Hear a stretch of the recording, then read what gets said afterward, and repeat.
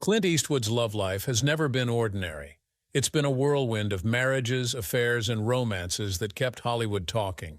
But even for a man with such a wild and reckless history, there are 6 women he could never shake off. 6 women who left a mark so deep that even at 95, Clint admits he still can't get over them.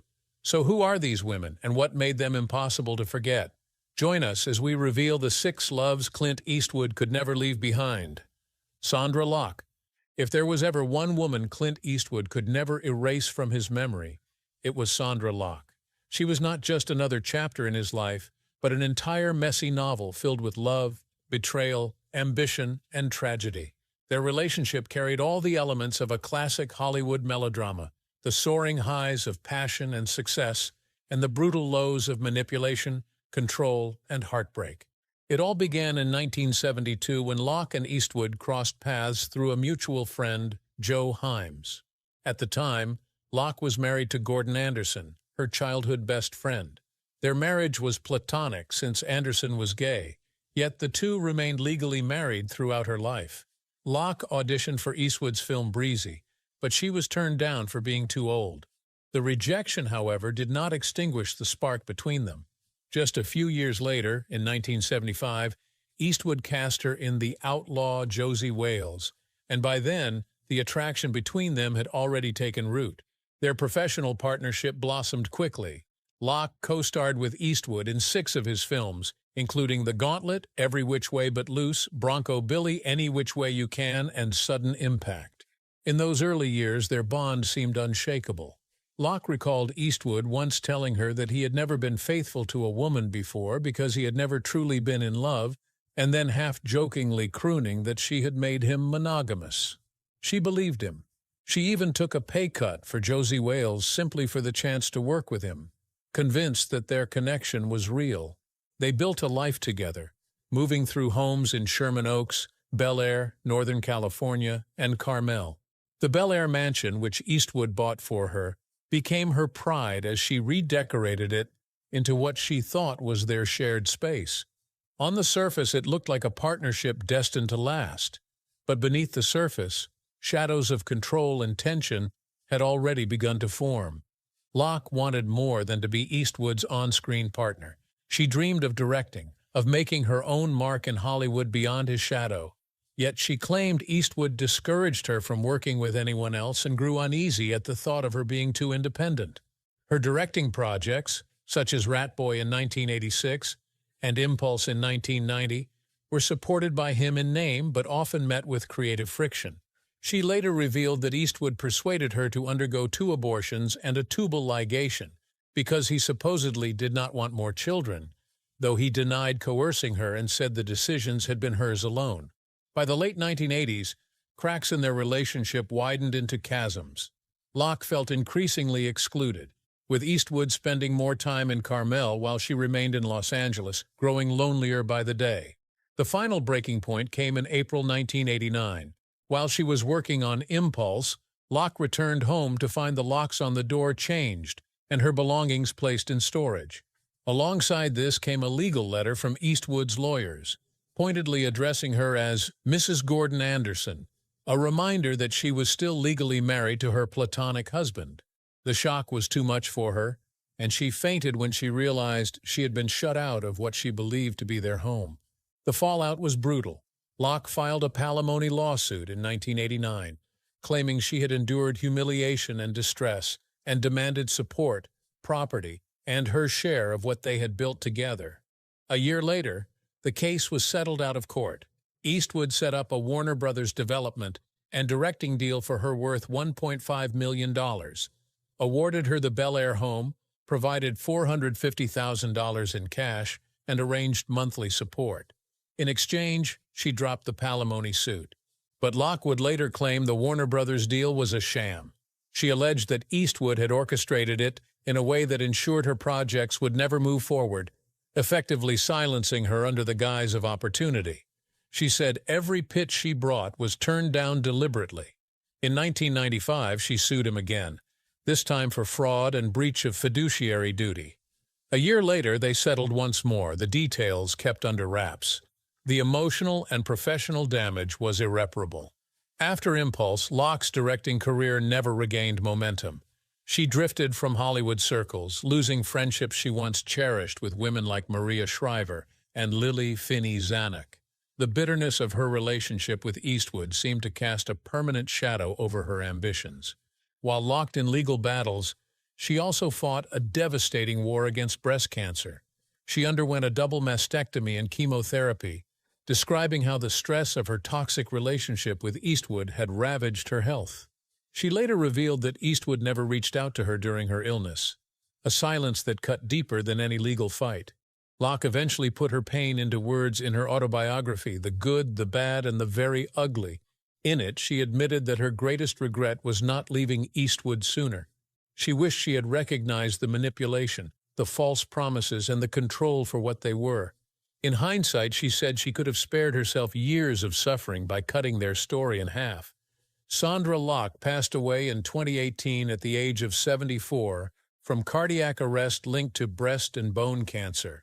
Despite everything, she left her estate, valued at around $20 million, to Gordon Anderson, the man who had been her platonic husband and companion for life. It was a final act of loyalty, closure, in a life marked by betrayal. As for Clint Eastwood, his story moved on, but the memory of Sondra Locke remained a scar. Their love had started with promise and passion, but it unraveled into lawsuits, bitterness, and heartbreak. For all his romances, Locke was the one woman who stood apart, not because she brought him peace, but because she left behind a storm he could never quite escape. Maggie Johnson. If you want to understand the foundation of Clint Eastwood's life, the place where all the later chaos, love, and betrayal began, you have to start with Maggie Johnson. She was his first wife, the woman who quietly held together the beginnings of his fame and his family, even as he built a reputation for being impossible to contain. The story began in May 1953. Maggie was still a student at UC Berkeley, living in her sorority house, and Clint was freshly discharged from the military, still trying to figure out his path. Marriage was the last thing on his mind. A friend arranged a blind date for them in San Francisco, even though Maggie already had a boyfriend. When she came down the stairs of her sorority house and saw Clint turn around, her first thought was a simple but telling, wow. He was tall, striking, and confident. The connection was immediate, and the two began dating soon after. They hit it off quickly, but Clint was not exactly the picture of devotion.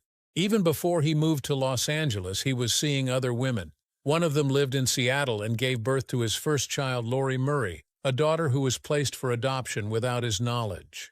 Maggie had no idea about this hidden chapter of his life when she married him in December of that same year. With Christmas lights twinkling and youthful hope still in the air, Clint Eastwood and Maggie Johnson became husband and wife just months before Lori was born. From the start, the marriage was rocky. Clint would later describe their first year together as terrible because he chafed under the restrictions of commitment. Maggie, by many accounts, tolerated more than most women ever would. Rumors of his affairs reached her, and friends recalled her once asking him directly if he was playing around. The conversations usually ended with Clint brushing off the suspicions with vague reassurances and half-truths. By 1959, the rumors had turned into something more concrete. Clint began a long and secret affair with stuntwoman Roxanne Tunis. The relationship stretched on for more than a decade, and in 1964, Roxanne gave birth to Kimber, Clint's second daughter, while he was still very much married to Maggie. For years, Kimber's existence was hidden from the public, and whether Maggie knew the full truth at the time has always been debated. What is clear is that the marriage was burdened with strain, and Maggie carried much of that weight in silence. Despite the betrayals, Clint and Maggie built a family of their own. Their son Kyle was born in 1968, and their daughter Allison arrived in 1972. They dreamed of raising their children outside the glare of Hollywood and chose Carmel by the Sea as their retreat. Clint designed and built a house there while Maggie focused on raising the children. On the surface, it was the picture-perfect family, but underneath the facade were long silences, arguments, and the knowledge that Clint's wandering eye was never far away. When Sondra Locke entered Clint's life in the mid-1970s, the fractures in his marriage with Maggie grew impossible to ignore. Their Carmel home, which had once symbolized their dreams, became a place where tension hung heavy. Maggie was forced to wrestle with the painful reality of being both wife and bystander in a marriage where Clint was slipping further away. By 1979, the marriage had reached its breaking point. Clint and Maggie separated and the divorce was finalized in 1984. The settlement was reported at $25 million, a staggering amount at the time. Yet even after the legal ties were cut, the two remained bound together by their children. Allison later described how, despite the divorce, family always came first for both parents. Maggie ensured that the children never felt torn between them, keeping Clint close enough to remain present in their lives. The hidden children, though, added another layer to Clint's story with Maggie. Lori Murray, born in February 1954 and adopted shortly after birth, did not reconnect with Clint until she was in her 30s. Kimber, born in 1964 to Roxanne Tunis, was another reminder of the double life Clint led during his marriage. Maggie's knowledge of these secrets is still unclear, but their existence adds weight to the challenges she endured as his wife. Through it all, Maggie Johnson remained quiet. She never went public with bitterness, nor did she attack Clint in the press. She focused on raising Kyle and Allison, building her own life and maintaining a complicated connection with Clint. Clint himself admitted at different times that he needed room in his marriage, a space to roam that Maggie was aware of in her own way. Whether that awareness made the marriage more bearable or more painful is impossible to know, but it shaped the entire dynamic of their years together. Maggie's patience and endurance became part of his story, even as he moved on to new relationships. For all of Clint's loves and affairs, Maggie was the constant, the foundation that anchored his early years. Her strength and dignity in the face of betrayal tell as much about Clint as they do about her. In many ways, her story is his story, too. Roxanne Tunis and Jocelyn Reeves. Clint Eastwood's love life has never been simple, and two women in particular reveal just how tangled and secretive it could become. Roxanne Tunis and Jocelyn Reeves came into his life at very different times, yet both left behind children and some wild stories. The first chapter began in 1959 on the set of Rawhide. Eastwood was a rising television star, still married to Maggie Johnson, and Tunis was working as a stuntwoman and extra. She, too, was married at the time to Jack Watson Scheck Jr. Their connection was immediate, and what began as an affair grew into something far more intense than a fling. For nearly 14 years, from 1959 to 1973, Tunis remained in Clint's life. In June 1964, Roxanne gave birth to a daughter, Kimberlyn Eastwood. For years, the story remained hidden from the public, kept away like so many of Clint's secrets. He later revealed that he had not learned of Kimber's birth until a year afterward, describing the revelation as a moment that knocked the wind out of him. Though he made arrangements to help with her upbringing, their bond was not a conventional one. Clint reportedly saw Kimber only every few months, leaving Roxanne to raise her largely on her own. Despite her long connection to Eastwood, Tunis never sought the spotlight. She lived a quiet life, rarely speaking to the press about their relationship. In time, she moved to Denver, Colorado, where she embraced meditation and teaching. When she passed away in June 2023 after a brief illness, their daughter Kimber shared that Clint had been just as devastated as she was. For all the secrecy and distance, the bond between them had never fully broken. Kimber herself eventually stepped into Hollywood, though in her own way. She built a career as a makeup artist, actress, and producer, all while raising her family and carving out an identity distinct from her father's fame. As the Tunis chapter faded into the past, another began. In the mid-1980s, while Clint was still legally tied to Sandra Locke, he met Jocelyn Reeves. She was a flight attendant, and their paths crossed at Hog's Breath Inn, Clint's restaurant in Carmel by the Sea. Accounts differ on the exact timing, but many place their first encounter between 1984 and 1986. Unlike his stormy public entanglement with Locke, Clint's relationship with Reeves was conducted mostly out of view. She lived quietly, away from the cameras, raising her children without fanfare. Yet from their affair came two of Clint's most recognized children. Scott Clinton Eastwood was born on March 21, 1986, and his sister Catherine Ann followed on February 2, 1988. Though the relationship between Clint and Reeves was kept largely private, the children grew up carrying both the privilege and the burden of their father's name. Scott has spoken about his childhood, recalling being dragged to movie sets and taking odd jobs around the industry. He has always insisted that he wanted to succeed on his own terms, not by riding his father's coattails. His career in film has proven steady, with roles in both commercial blockbusters and smaller projects. Catherine, too, chose a path that led her into acting and writing. She appeared in several films, including projects connected to Clint, but has balanced her career with the weight of growing up as the daughter of one of Hollywood's most famous men and a mother who kept her distance from the public. The stories of Roxanne Tunis and Jocelyn Reeves reveal different sides of Clint Eastwood. With Tunis, there was secrecy, passion, and a hidden daughter who emerged into the world much later. With Reeves, there was a quiet, almost domestic partnership that gave him 2 children who would follow him into Hollywood. In both cases, the women remained largely private, choosing not to make their lives spectacles, even while standing in the shadow of one of the most scrutinized figures in American cinema. Frances Fisher. Clint Eastwood's personal life in the late 1980s was already a tangle of overlapping romances, but then Frances Fisher stepped in and changed the rhythm. It was 1988, and while Eastwood was still entangled with Sandra Locke and Jocelyn Reeves, Fisher appeared on the scene.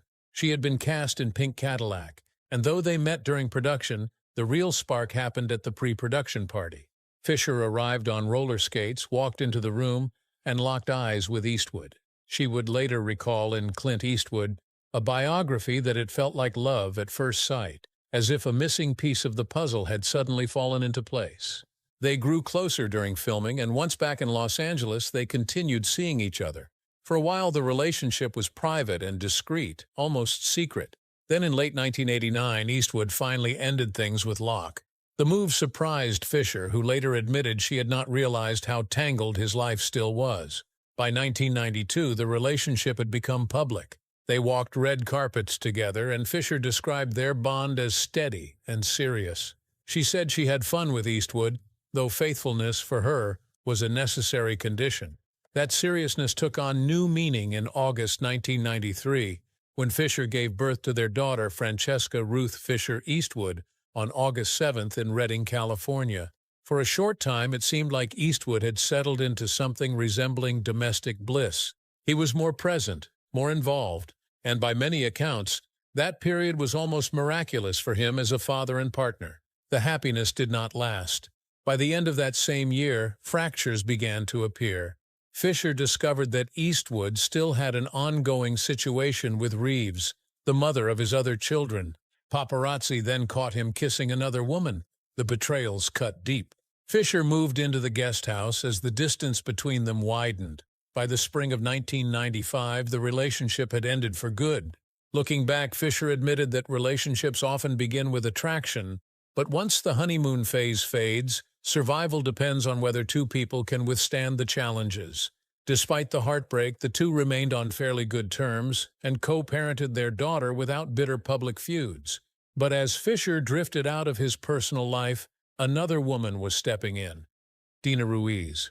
While Clint Eastwood was still with Frances Fisher, fate brought another woman into his life, one who would eventually become his second wife. That woman was Dina Ruiz, a fresh-faced news anchor from Carmel by the Sea. Their paths first crossed in 1992, when Dina interviewed Clint for her station, KSBW. At the time, she was young, ambitious, and far removed from the Hollywood whirlwind that would later consume her. The exchange was professional, yet something lingered. Dina later admitted that she found Clint unexpectedly down to earth, while Clint confessed that they got along really well and even flirted a little during that first meeting. One of her colleagues joked that she was destined to marry him someday, a playful remark that would soon prove prophetic. The universe seemed intent on weaving their lives together. Not long after the interview, they found themselves at a social function in Spanish Bay. When Clint was asked if he would mind sitting next to Dina, he immediately agreed. Clint recalled how they ended up holding hands, indulging in what he described as all that kind of nonsense. It was a beginning neither of them had planned, but one that neither could resist. By early 1995, their relationship was no longer a secret. Paparazzi captured the couple kissing at a golf tournament, confirming what many had already begun to suspect. At the time, Clint was still technically involved with Frances Fisher, though their relationship was already crumbling. When the dust settled, Clint and Dina stepped fully into the light as a couple, and from there everything moved quickly. In September 1995, Clint proposed. 3 months later, in December, the pair traveled to Haley, Idaho to obtain a marriage license. But in classic Eastwood fashion, the wedding was far from traditional. In March 1996, while Dina was away on a girls' trip in Las Vegas, Clint orchestrated a surprise. Within 48 hours, he arranged an intimate ceremony at the lavish estate of his friend Steve Wynn. By the time Dina returned, she found herself swept into what she later described as her dream wedding. Their joy only deepened when Dina discovered she was pregnant shortly after the ceremony. In December 1996, they welcomed their daughter, Morgan Eastwood, who became the heart of their world. For years, Clint and Dina appeared to embody a strong, affectionate marriage. Dina often spoke glowingly of her husband in interviews, praising his humility and his respect for nature. In a 2007 interview with Carmel magazine, she described Clint as the least pretentious man she had ever met, the type who would carry bugs outside rather than kill them. She affectionately nicknamed him Saint Francis of Assisi. To the public eye, they were an unlikely yet enduring match, the legendary Hollywood star and the much younger news anchor who adored him. Dina often noted that the longest they had ever been apart was only about 10 days, a rarity in the often chaotic world of celebrity marriages. But by 2012, the cracks began to show. That year, Dina launched a reality series, Mrs. Eastwood and Company, which focused on her life with Morgan and her stepdaughter Francesca. Clint appeared only rarely, and that absence was no coincidence. Behind closed doors, he was furious about the project. Friends revealed that he felt the show betrayed his private nature and went against everything he stood for. Tension between the couple grew heavier by the day. By the summer of 2012, their marriage was unraveling. Although they still lived under the same roof, they no longer shared a bedroom. Dina, struggling with the weight of it all, leaned on an old friend for comfort, Scott Fisher, a basketball coach who had recently returned from Australia after his own divorce. Dina insisted that their relationship was nothing more than friendship, but Scott's ex-wife, Erica Fisher, did not believe it. Out of suspicion or concern, Erica reached out to Clint directly. In a stunning twist, Clint and Erica began dating by early 2013, leaving Dina blindsided. The revelation pushed Dina to take action. In September 2013, she filed for legal separation, requesting joint custody of Morgan and spousal support. A month later, she formally filed for divorce, citing irreconcilable differences. Yet despite the heartbreak, Dina never allowed bitterness to define her. She defended Clint publicly, urging fans not to speak ill of him. On Twitter, she called him a wonderful, good-natured, brilliant person. Even during an appearance on Bethany Frankel's talk show, Dina chose grace over resentment. She explained that Clint himself had not wronged her, but rather that the people around him had caused much of the pain. She described Clint as the sweetest, most loving, low-key person, and admitted that her instincts had been right when she believed she was marrying a good man, even if the marriage itself did not last. The divorce was finalized and both moved on with their lives. In July 2016, Dina found love again when she married Scott Fisher in Santa Barbara, officially closing the chapter on her years with Clint. What began with flirtatious glances and a surprise wedding had unraveled into reality television drama and shocking entanglements. Yet in the end, Dina's respect for Clint remained unshaken. Even in heartbreak, she acknowledged the humanity of the man the world saw as a larger-than-life Hollywood icon, Christina Sandera. By the time Clint Eastwood crossed paths with Christina Sandera, he had already lived through enough love stories to fill a dozen Hollywood scripts. Yet this chapter felt different. Christina wasn't a starlet chasing fame or a co-star swept up in one of Eastwood's movies. She was a hostess at his beloved Mission Ranch Hotel, a property he had poured millions into after buying it in 1986. Eastwood had restored the ranch into a dreamy coastal retreat in Carmel, but he admitted he wasn't the type to play the glad-handing owner. In his own words, he wasn't the jolly host type. That made it all the more surprising when a spark lit between him and Christina. For Clint, who was nearing his mid-80s when they met, this wasn't about scandal, paparazzi frenzy, or the stormy affairs that had defined much of his past. This was about comfort, companionship, and something steady. Christina, grounded in private, wasn't dazzled by his fame. She slipped seamlessly into his low-key world in Carmel-by-the-Sea, the small town where Clint once served as mayor. And together they built a life that was more about home-cooked meals and ocean sunsets than Hollywood premieres. Still, when the moment called for it, she was right by his side. Their first big public outing came in 2015, when Clint brought Christina as his date to the Academy Awards. His film American Sniper was up for 6 Oscars, including Best Picture, but all eyes were on the legendary director with the woman no one had expected. The two had already been spotted the year before, photographed casually grocery shopping, proof that Eastwood's new romance wasn't a fleeting fling but something real. Over the years, Christina became a quiet but constant presence at his side. In 2016, she joined him at a special screening of Sully at the Directors Guild of America, standing next to him as he proudly unveiled another piece of his legacy. The following year, they walked hand-in-hand at the Cannes Film Festival, a rare display of Eastwood's private life on one of the world's grandest stages. Perhaps what stood out most was how Christina fit into Clint's famously complicated family. The Eastwood clan is large, with children from multiple relationships, exes who still remain in the picture, and a history of tangled romances. Yet Christina seemed to be welcomed in without fuss. In 2018, she appeared at the premiere of Clint's film The Mule, standing with not only Clint's children and granddaughter, but also his first wife, Maggie Johnson. To see them all together, side by side, spoke volumes. By 2020, as Clint approached his 90th birthday, the Eastwood family planned something simple, a low-key celebration. Scott Eastwood revealed that the plan was to keep things mellow, just a family gathering with a cake snuck in despite Clint's dislike of birthdays. That alone painted the picture of the man he had become, an icon who could still command an audience of millions, but who found his greatest joy in the calm of family and the company of a woman who asked for nothing more than his time. Unfortunately, in July 2024, Sandera died at the age of 61.